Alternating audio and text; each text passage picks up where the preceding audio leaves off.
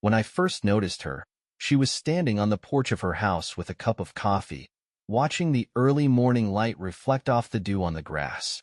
It was a quiet moment, almost cinematic, and it has stayed with me more vividly than most. I didn't know her name was Sky. I didn't know she'd recently moved into the house across the street after the world had collapsed around her. All I saw was a lonely figure, looking both lost and determined. My house was in a typical suburb, a neighborhood of white picket fences, manicured lawns, and silent neighbors. I'd never been one to pry into other people's business, but something about her drew me in. Maybe it was the fragile confidence with which she tried to keep herself afloat, or the way she avoided the gaze of those around her, as if afraid of being found out. One day, returning from a morning jog, I saw her at the mailbox. She had too many letters in her hands, and in trying to hold them, she accidentally dropped one of the stacks. I stopped to help her. It was an unexpected encounter, but it did not leave any awkwardness. At that moment, I noticed her smile for the first time, tired, but sincere.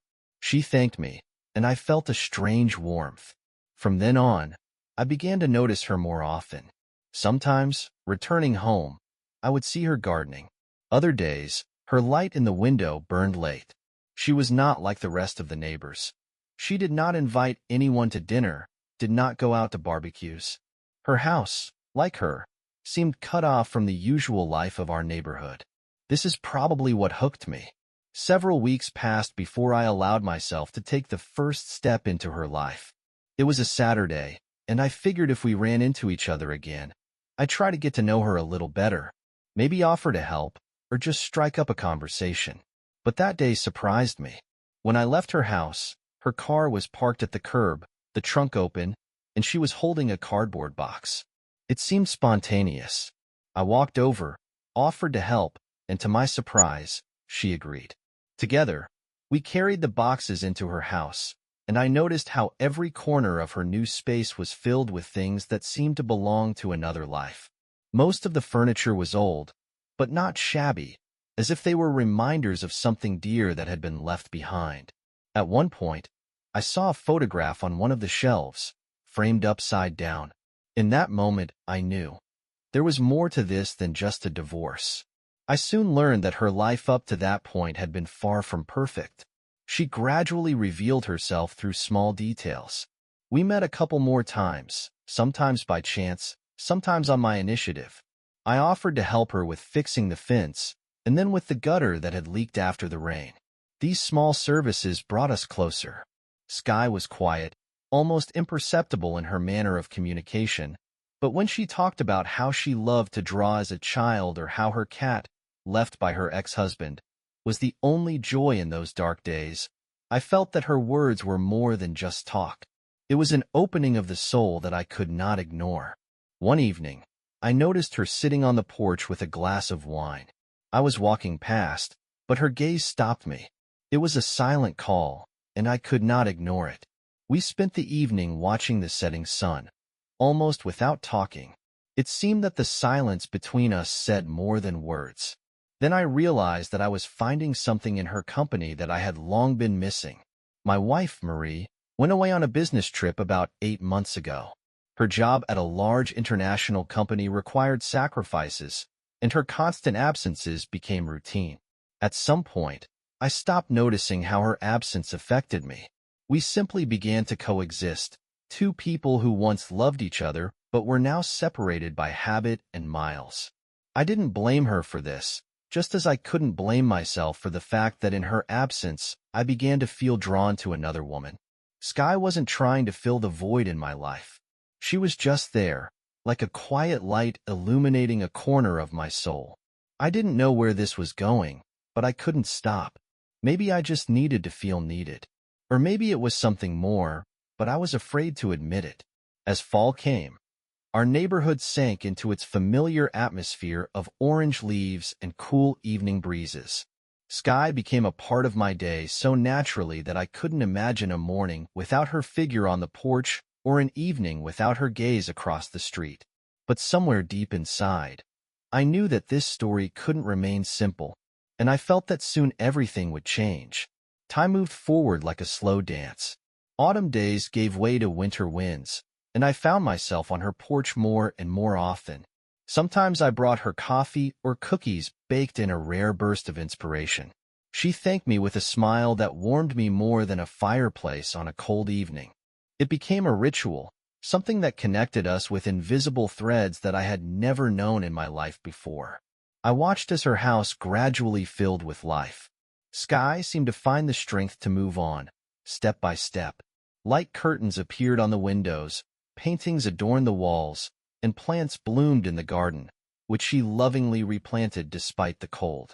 She told me about her past in small portions, as if she was afraid that by revealing everything at once she would lose something important. It was her ability to maintain a certain mystery that attracted me.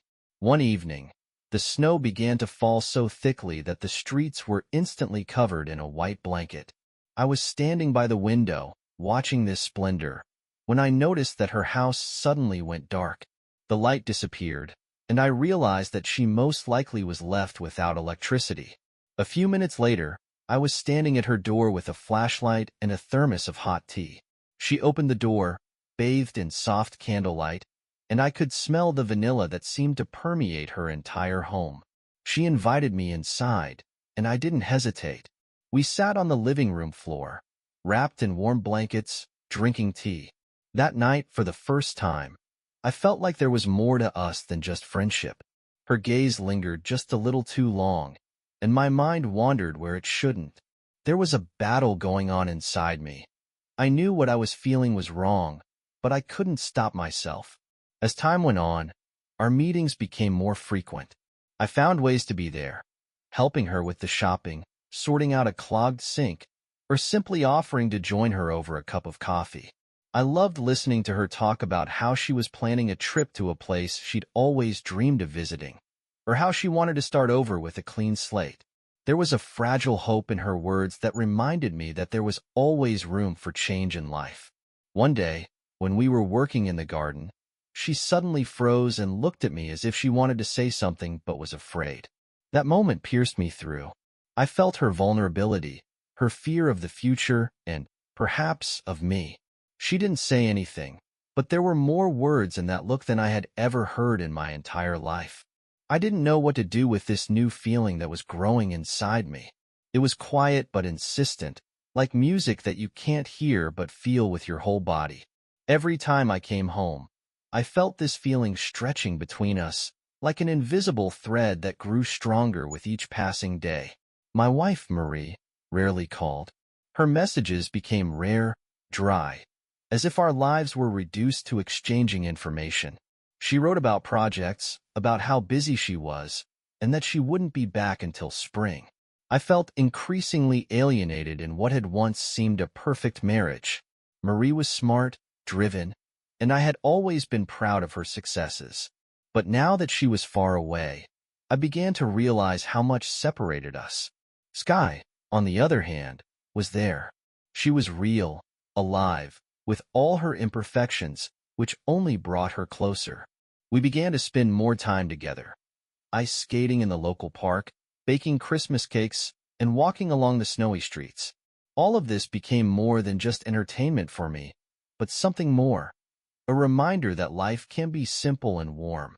One evening, when the snow began to melt, we sat on her porch with glasses of wine. She told me about her dream of one day opening a studio where she could paint and teach others. Her voice was calm, but I heard echoes of pain and hope in it. I suddenly realized how much I wanted to be a part of her life, to help her realize her dreams. The moment seemed almost perfect, if not for the echoing voice in my head, a reminder that I still belonged to another life. When I got home that night, I felt like I had crossed a line. Everything that was happening between me and Sky could no longer be just friendship. It had become something more, something that changed me forever. I stood by the window, looking at her house, and I knew that sooner or later I would have to make a choice. And that choice no longer seemed so obvious. I will never forget the day when the door to my house opened and Marie, like a ghost from the past, stepped inside. I was returning from work, as usual, without expectations or premonitions. As I drove up to the house, I noticed her car in the driveway. My heart sank, as if someone had squeezed it tightly with an icy hand. Marie was back, without warning, without a hint that her trip could end early. She was standing in the hallway when I entered. In her hands was a suitcase. Her eyes were tired but determined. The smile that I knew by heart was in front of me again, as if 8 months of separation were erased in an instant. She looked a little different, like a stranger. Or maybe I had changed so much that I saw her differently. The words died on my tongue. I couldn't say anything, I just nodded, as if I was afraid that my voice would betray my inner chaos. She hugged me. Her warmth was so familiar that I felt even more lost. We stood like that for a few seconds while I tried to understand what had happened. Marie said that her project had ended earlier than she expected, and the company had given her a vacation. She wanted to surprise me, to give us some time together.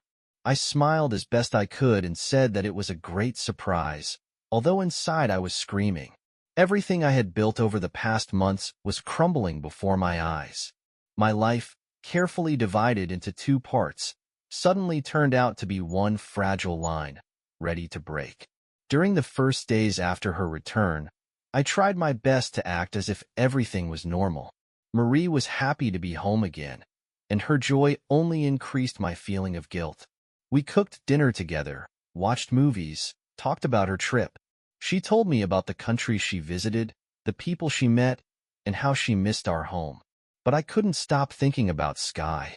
Her image haunted me every minute. I tried to avoid her, not to go outside when she could be nearby. It was excruciating, but I knew that I had to distance myself. Marie might not have noticed anything, but I knew that sooner or later her attention would focus on the fact that something was wrong with me. The situation became even more complicated when one day I saw Sky at the window. It was one of those rare days when Marie decided to go shopping to buy a few things for the house. I went outside under the pretext of working in the garage, but my gaze immediately rushed to the house across the street. Sky was standing at the window, her eyes searching for something, and when she saw me, her face lit up with a brief hope. I couldn't stand it any longer and went to her house. There was a storm raging inside me, but I couldn't just ignore it. When I got to her porch, she came out without waiting for me to knock. Her face was a mixture of worry and relief. I could tell she wanted to say something, but the words wouldn't come. We stood in awkward silence while I tried to explain that Marie was back. The encounter was short but painful. I left feeling betrayed. Sky didn't try to stop me, but I could see everything she felt in her eyes. It was worse than words. Marie began to notice that I had changed. She asked questions. Why did I seem distracted? Why did I spend so much time in the garage or jogging? I laughed it off, made excuses, but her intuition was as sharp as ever. One evening, she said she wanted to invite the neighbors over for dinner. Her offer pierced me. She said it so casually, unaware of how hard these words hit me. I tried to dissuade her, telling her that we had just returned to living together, that it was better to spend this time together. But Marie insisted, and I realized that I could not confront her without unnecessary suspicion.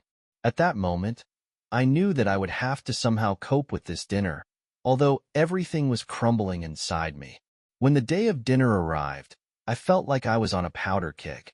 Marie had cooked an incredible meal, setting the table with such care as if it were a holiday. She was excited, and her enthusiasm only added to my tension. I went out to invite the neighbors. When I knocked on Sky's door, I didn't know what to expect. She opened it, her face calm, but her eyes gave everything away. I explained the situation, trying to sound as neutral as possible, even though I knew it would be a test for her. Sky agreed to come, her voice quiet but firm. She knew it was necessary, but I could see how difficult it was for her. The evening passed surprisingly calmly, but the tension in the air could be cut with a knife. Marie chatted about her trip, laughing, telling jokes. Sky smiled, nodding, but her gaze lingered on me from time to time, reminding me that between us there was no easy way to erase. As the guests began to leave, Marie seemed content. She thanked Sky for her company, oblivious to the undertow that threatened to pull us both under. Late that night, after Marie had fallen asleep, I went outside. I needed to be alone to collect my thoughts. I stood on the porch, breathing in the cold night air, when I heard footsteps. Turning my head, I saw a figure across the street. It was Sky. She stood there, looking at me. We locked eyes across the street in silence, and then she turned and walked into the house. I stood there, feeling the world around me grow increasingly unstable. I woke early, though the night had been restless. Marie was asleep next to me, her breathing even and calm. I stared at her face for a long time, trying to figure out how we had gotten to this point. On one side, the woman I had spent so many years with, on the other, Sky. The woman who had awakened something in me that I had long thought was a long-lost part of myself. The silence in the room felt oppressive, like a premonition of things to come. I knew it wouldn't last. Things started to unfold faster than I could have expected. It all started when Marie suggested a short trip to refresh our relationship. She said it over breakfast, with a smile that seemed a little too forced. I knew what she felt. There was some kind of barrier between us, like an invisible wall. Maybe she hoped that this trip would fix everything. But I knew that no trip would help. The truth was already at the core of our problems, like a crack that was growing wider. And I felt it was about to open. A few days later, Sky made herself known again. She knocked on the door when Marie was home. I felt my blood run cold when I heard the familiar knock. She, unsuspecting, went to answer it. I froze in place, hoping that it was just a coincidence that Sky didn't know Marie was home. But it wasn't. Sky stood in the doorway, looking tired but determined. She held a thin envelope in her hands, clutching it as if it were her only anchor in this chaos. Marie smiled welcomingly and invited her in, thinking that Sky had come with a question. I had just stepped out into the hallway when Sky said calmly but firmly, "We need to talk?" My wife turned to me, her face frozen in confusion. She looked at me, then at Sky, her smile slowly fading, like a candle flame in a gust of wind. There was a silence in which each of us heard only the booming beat of our own hearts. We sat in the living room, like three strangers who had accidentally been locked in the same room. Sky spoke first.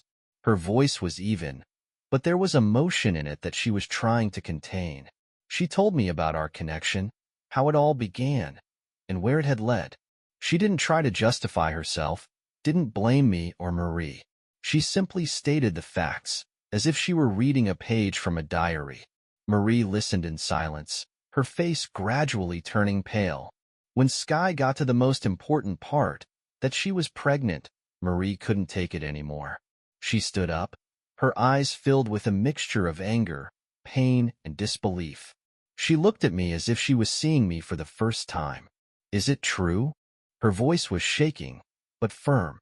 I couldn't lie. I nodded. Marie was silent for a few seconds, which seemed like an eternity. Then she turned to Sky and left the room without saying a word. I heard our bedroom door slam shut, and then there was dead silence. Sky left shortly after.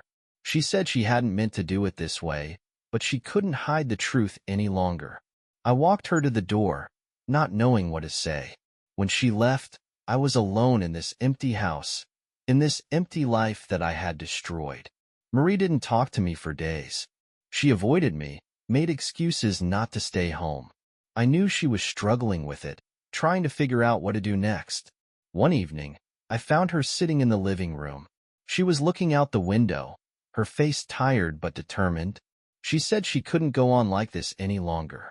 She packed her things and went to her sister's, asking me not to try to bring her back. Her departure was quiet, almost wordless, but that made it all the more painful. When she closed the door behind her, I felt like the world around me had become empty. Sky was still across the street, in a house that now seemed even further away than before. We didn't talk for a while.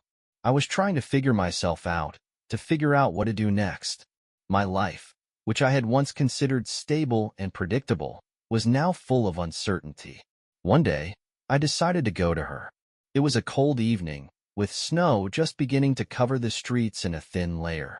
I knocked on her door, and she opened it almost immediately, as if she had been waiting for me. We looked at each other for a long time, without saying a word.